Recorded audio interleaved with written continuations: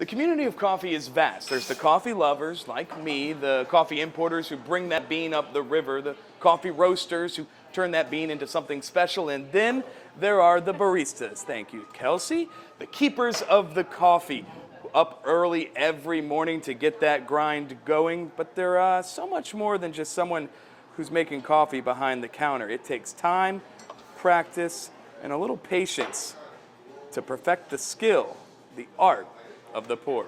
They're much better. Some people definitely are in for just a cup. They want to get in, get out, get their fix for the day.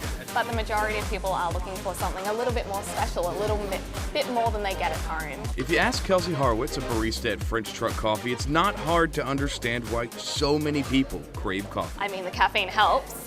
But it is a flavor experience. It's a ritual, it's part of people's day, it's something they can look forward to and rely on every single day. It's why she's committed to curating an experience that gives customers a full picture of what's in their cup. So we can tell you what farm your coffee came from, who grew it, what altitude if you really want to know, a little bit more background on the people behind the coffee. But the difference a barista makes doesn't stop there, balancing brews from different devices and drinks drawn with various ingredients. Their craft so much more than a simple pour. Like any physical skill, it does take a lot of practice. Baristas with more experience, you can tell from their milk and their latte art and all of that business. But sometimes the pour isn't all business. Welcome to this throwdown of Hey Coffee.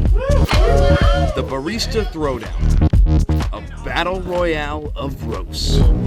So this one's definitely really silky and nice and pretty shiny and glossy. About once a month, baristas from across the region crowd a cafe to show off their stuff. You take your milk and you take your espresso and you start pouring in. The cream will separate in a specific way. So when you're pouring it in, the foam on top will pattern out.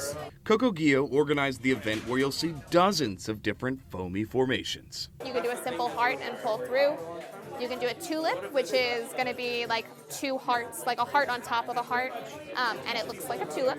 And then you can do stacks, which you can do instead of just like two, you have like 7 sometimes, or there's rosettas, which are a little more complicated. Turn that to the left. It was my very first time ever doing anything like that, because I'm not a barista in any way. Brandon Cohen, a newly minted amateur latte artist, would prefer to stick to just drinking the stuff.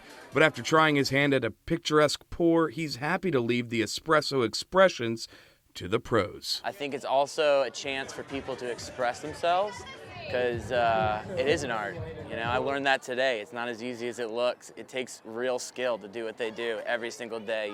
Most people probably don't appreciate them, but I sure do now. It's all about growing the community together. The throwdowns are great because we really truly can come all together. These events are where they learn from each other and hone their craft. More than a doodle, baristas hope the final touch before the coffee hits your lips can elevate the beverage beyond its humble roots of a locally roasted ritual.